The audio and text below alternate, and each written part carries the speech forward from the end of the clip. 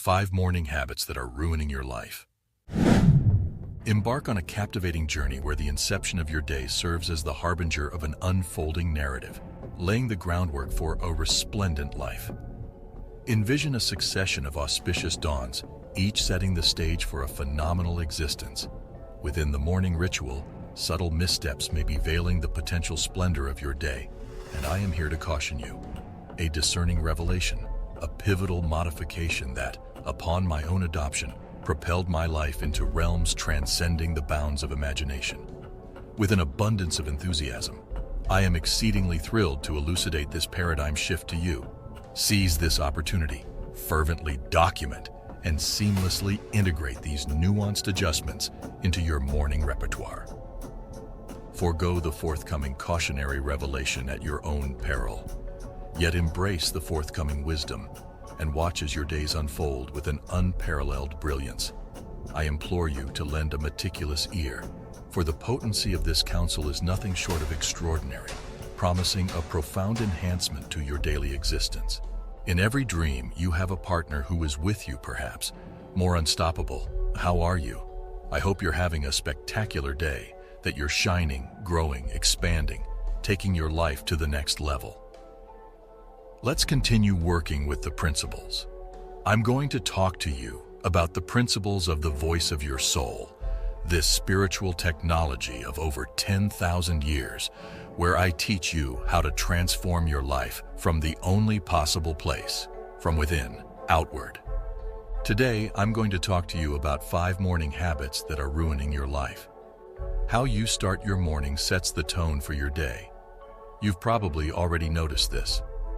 How many of you have started the morning on the wrong foot, already in a bad mood, beginning with negativity? And suddenly, everything that happens during that day reflects that.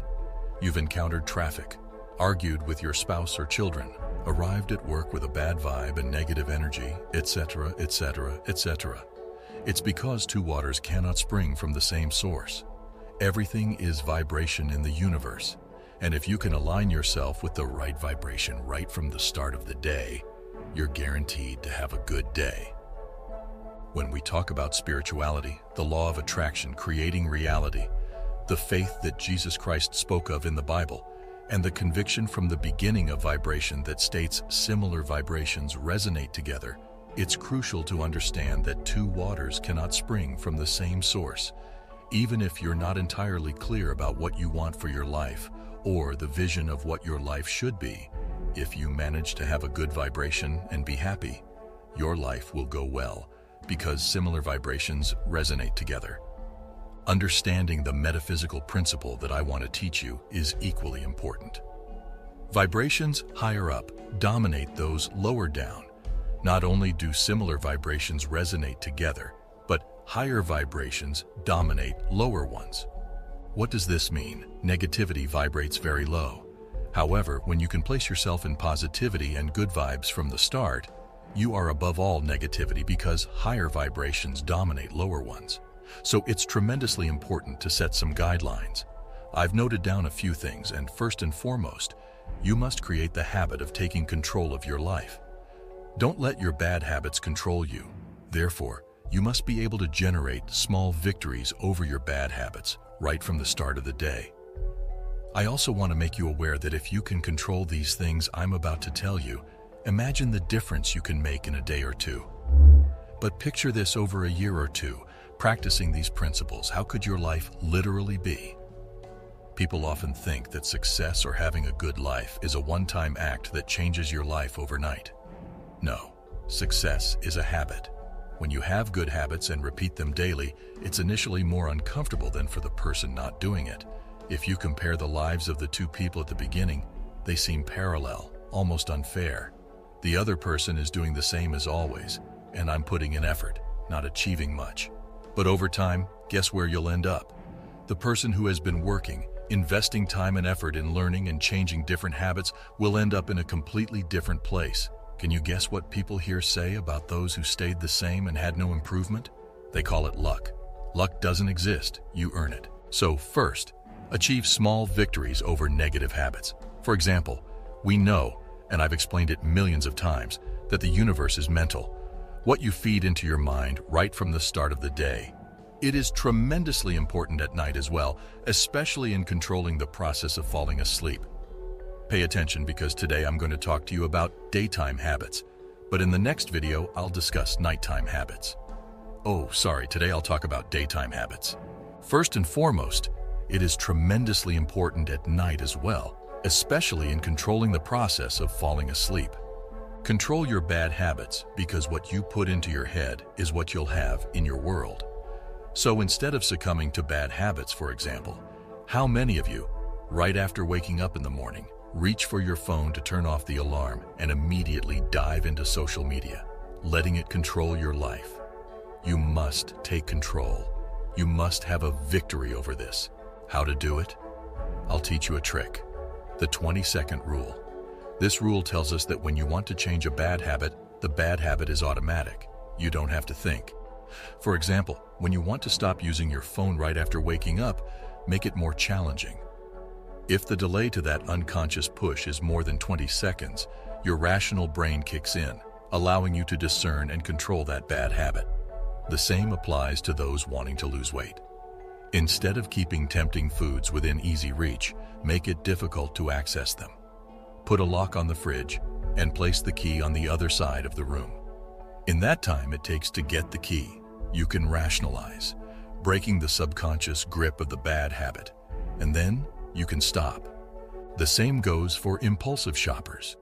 When you have an impulsive urge to buy something, stop, wait for a day or two. If you still want it, then go ahead. You'll realize that half the things are not necessary, and you won't buy them. Next, place your phone away from your bed. Put the alarm on your phone, but position it so that you have to get out of bed to turn it off. Once you're up and have to stop the phone, you won't fall into the trap of social media. You're already up and can continue with your morning routine. Next, something very important. Don't have the television within easy reach. Watching the news on TV programs us. They're not called programs by chance, but because they program people. They program your mind. Not everyone will understand this. It requires a certain level of spiritual development to grasp the principle of mentalism, to realize that the universe is mental and what you think manifests. However, television and news programs, which are continuous propaganda of the negativity in the world, are ruining your life, whether you believe it or not, whether you agree or not. They're not informing you, they're influencing you. It's a very different thing. So what can you do to break this bad habit of turning on the TV right after waking up or while having breakfast? Because you've been conditioned to see what's happening in the world. You're not interested in what's happening in the world. You're interested in what needs to happen in your world. Everyone lives on planet Earth, but not in the same world. Within the planet Earth, there are different worlds. A world where things are going well and a world where things are going poorly. The key is to fill your mind with what is necessary for your world to go well. And certainly, it's not a TV news program. So, how can you break this bad habit if you have it? Similarly, hide the TV remote. Instead of having the TV remote in the most accessible place, hide it on the other side of the house, very concealed in a closet behind a pile of things, so that you need to go through a lot to turn on the TV. Your mind will react, and you'll think, wow, I don't need to do this. Next, right after waking up, activate your body. After a period of rest, your cells have been regenerating during the night, and now you need to re-energize it.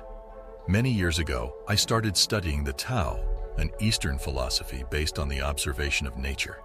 When you observe animals, for example, your pets, what do they do when they wake up in the morning or when they've been sleeping and suddenly get up? They stretch. So, stretch in the morning right after waking up, stretch all your muscles well. And the next thing, smile. When you smile, it is scientifically known that you activate a significant number of muscles. Furthermore, the mechanisms of sadness and happiness are antagonistic and react to muscular stimuli. This is why activities like sports or therapeutic movements are effective. The subconscious is reflected in the body, and trauma is stored in the body. Many diseases are considered psychosomatic, and despite treating them with medication, They reoccur because the emotional trauma hasn't been healed. The emotional trauma that created those crystallizations in the subconscious is reflected in the body. Similarly, when you smile, you activate all the happiness hormones. So, in the morning, as you stretch and smile, you're not just starting your day, you're changing your vibe. It's a shift right from the beginning. When you're grooming, fixing yourself, brushing your teeth, cleaning your face. The attitude you have in front of the mirror is crucial. Many past masters advised making affirmations in front of the mirror. The mirror reflects you, and the first thing you need to do is love yourself. If you love yourself, the world will love you back.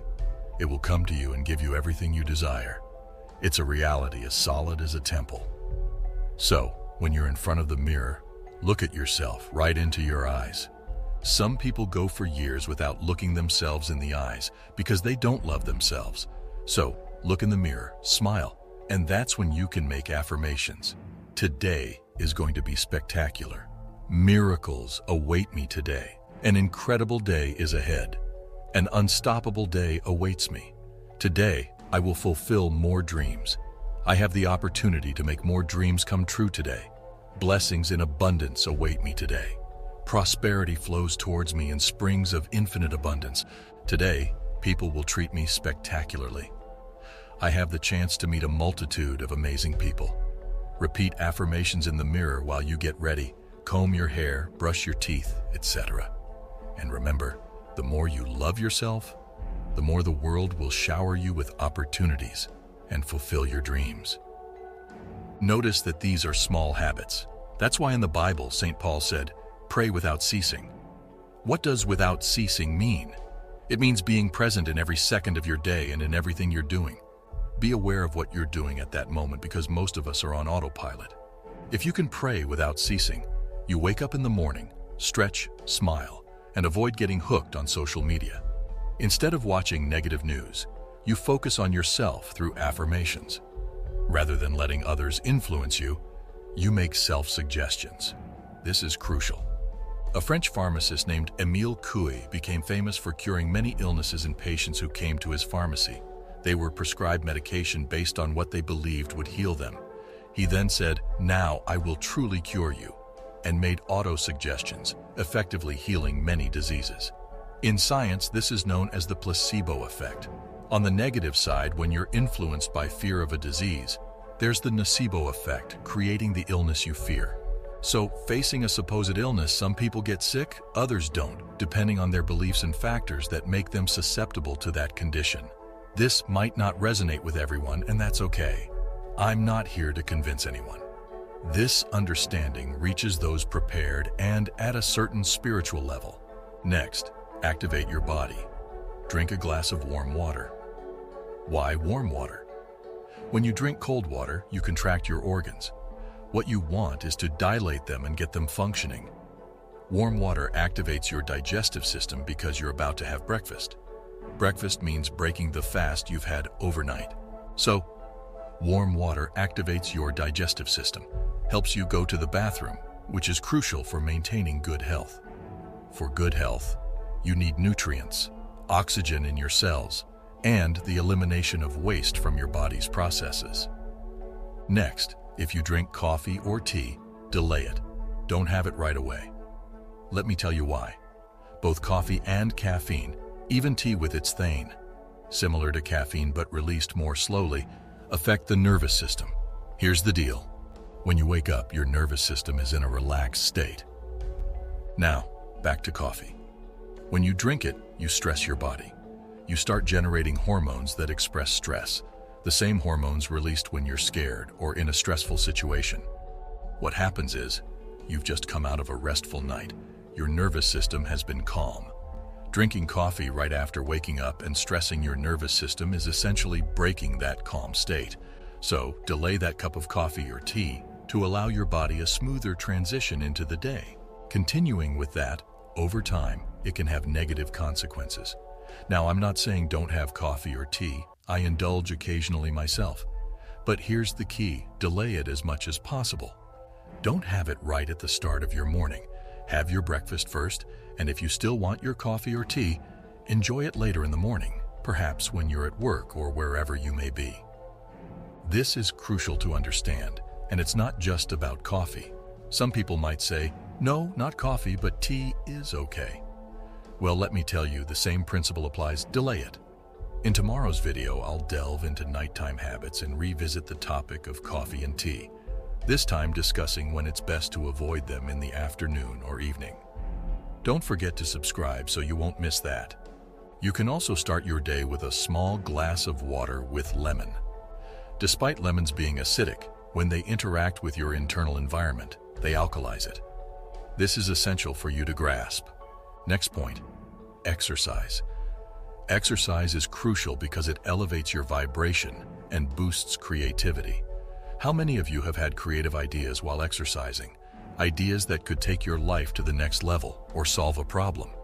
The reason behind this is that during exercise, you activate the right hemisphere of your brain, which is responsible for creativity.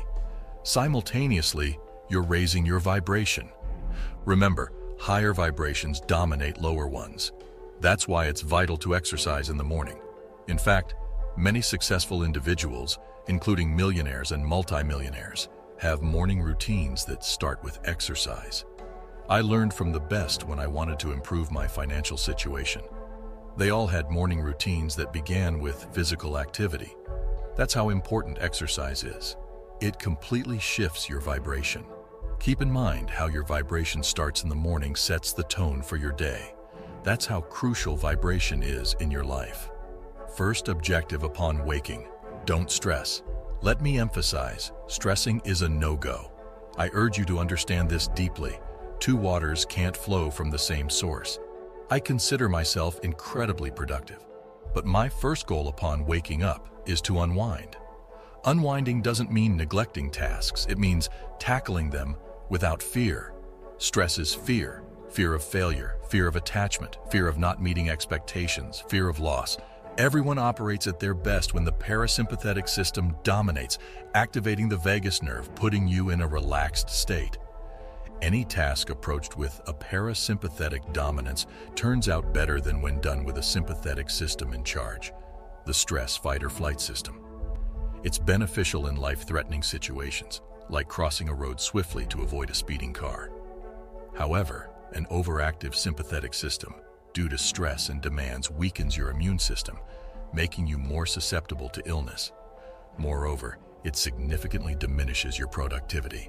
So, the key: kick stress to the curb, embrace the parasympathetic system, and watch your productivity soar. Now, let's move on. Everything won't turn out the same, and that's okay. The key is to relax first. You can visualize, meditate, or practice breathing exercises, but it's crucial to reduce anxiety levels initially. Next, plan ahead. I often talk about my planners. Daily planning is my routine. Why? Because it's a stress buster. When I've planned the night before and open my planner, I already know how my day will go. No stress about what needs to be done. I've got it all sorted. Following that, feed your mind with the right information. Avoid watching news on TV, let alone newspapers or radio updates during your commute. It's essential to eliminate negativity from your life. I'll repeat it as many times as necessary. You don't need the negativity. You don't need to be informed about the world's negativity, despite what they've sold you. Instead, focus on the power of your thoughts. The universe is mental. Think about how you want your day to unfold. Envision the achievements you desire. Paint the perfect picture of your life, and think about the steps you'll take. Think and pray incessantly. Whatever you do, do it with intention and from the present moment. I promise your day will be spectacular. And that concludes our journey into the fascinating world of the law of attraction. Thank you for watching. To receive a very powerful ancient technique to attract abundance, visit the link in the description of this video, and don't forget to subscribe.